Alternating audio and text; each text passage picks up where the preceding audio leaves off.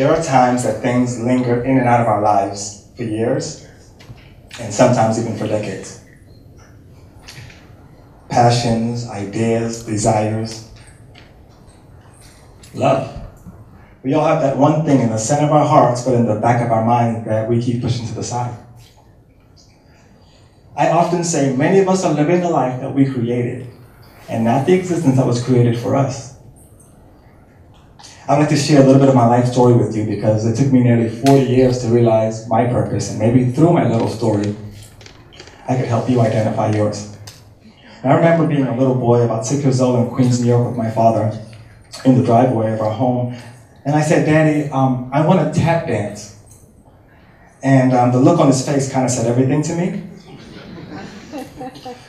Now, just to give you a frame of reference, my mother and father are both from the beautiful island of Trinidad and Tobago. So my 6'2" dad looks down at me and says, that is not for boys. And buys me a baseball bat the very next day. Nearly a year later, my parents separate.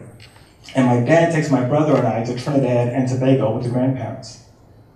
I just start getting adjusted, and then he comes back and gets his boys and takes us to Baytown, Texas. Now, I'm not sure how many of you guys know Baytown, Texas, but it's about 20 minutes right outside of Houston. In less than a year, I went from, I said hip, hop, hip it to the hip, hop, you don't stop, to Airtel, what music playing, and are you standing, bidding, bidding, bidding, to there's a little girl in our neighborhood, her name is Charlotte Johnson, and she's really looking good. I love them all. I was like the confused 8-year-old. A year later, I get to the 4th grade and I meet some guys who are into popping and breakdancing. Naturally, I gravitated to those guys because, hey, it's dancing. And it was great because it kept us out of trouble, selling drugs, doing drugs, fighting like a lot of our friends were doing. And we did this for a little while. But then there came a point in Baytown, Texas, where if you were still dancing, doing that old robot, you got laughed at. Or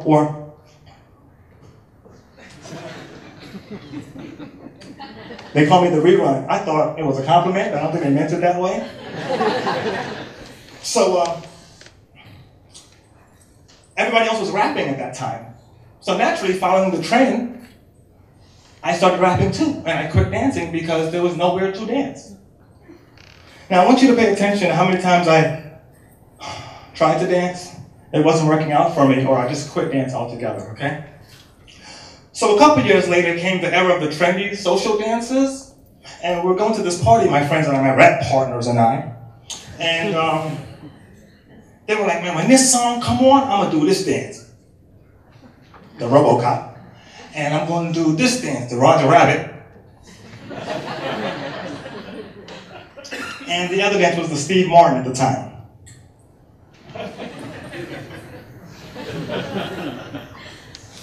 I couldn't do those dances. For some reason, my body was not meshing well with these dances. So they thought it was funny to laugh at me and make fun of me for like an hour. I was frustrated, embarrassed, humiliated. I said that would never happen to me again. I went home that night, I cleared the living room floor, and I danced for like 5.5, 6 hours, so like 4 in the morning. I learned every move I could think of. But it was also the time that I realized I wanted to be a professional dancer. Now, I didn't know there was such thing at the time as a dance studio where people actually trained to dance. I just knew what I saw on MTV. A couple years later, I get to my junior year in high school, and I'm like, Dad, I want to move to California. And I wasn't trying to pursue a career at 16. I was trying to reunite with my brother when he got out of the military. We went to California to pursue music. So, surprisingly, my father says, okay. Pack my bags, go to Long Beach, California with my brother, and like 6 guys in a studio apartment. You know what that's like. Frame of reference here, I'm 16, my brother's 21, and he's now my legal guardian. Okay? So, my brother has a rehearsal for a showcase he's doing for Virgin Records the night that I get there. And I'm like, they ain't seen no moves like this, son. They ain't seen no moves like this. Wait until I get up in that rehearsal and show them some stuff. His manager, his dancer, everybody's gonna be there, so I'm gonna show out. Sit the rehearsal. It was over, it was my chance. I jump up, put on my cassette tape, that long ago, and I start going in.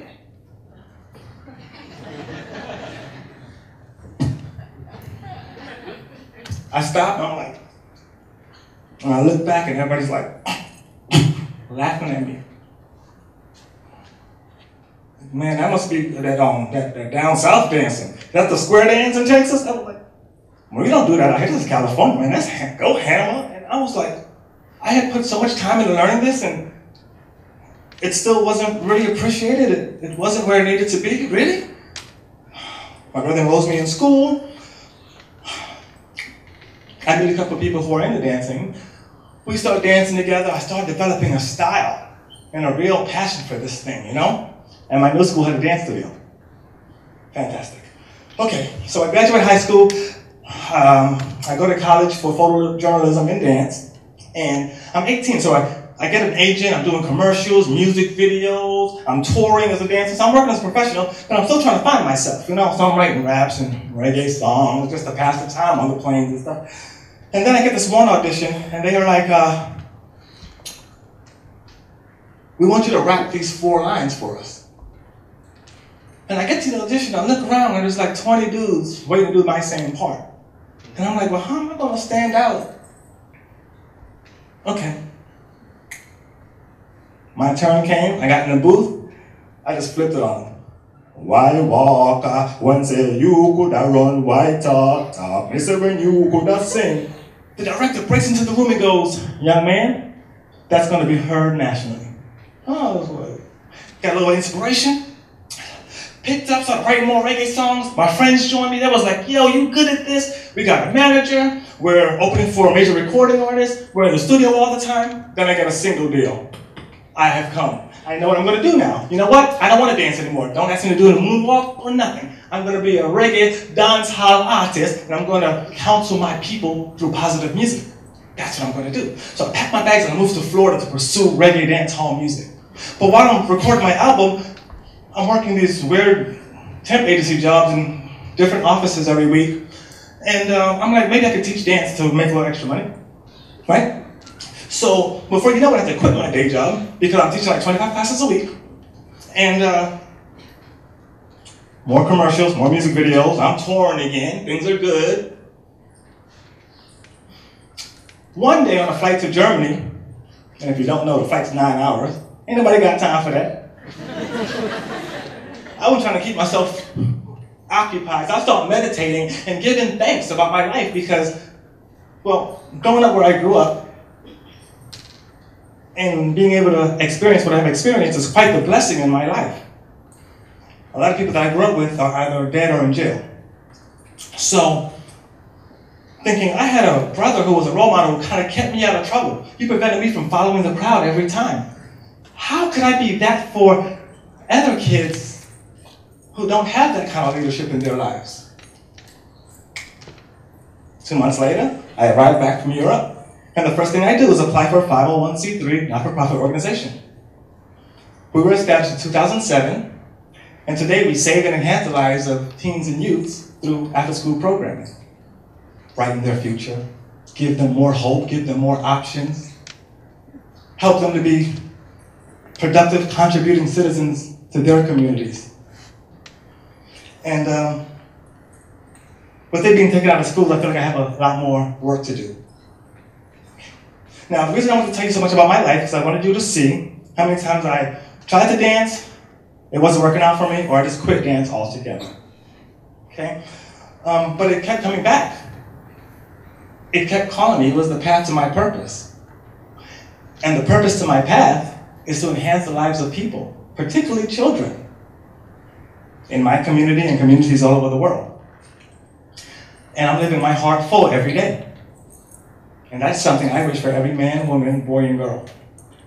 So I'll leave you with this. If there is something lingering in the back of your mind, but in the center of your hearts, don't ignore it.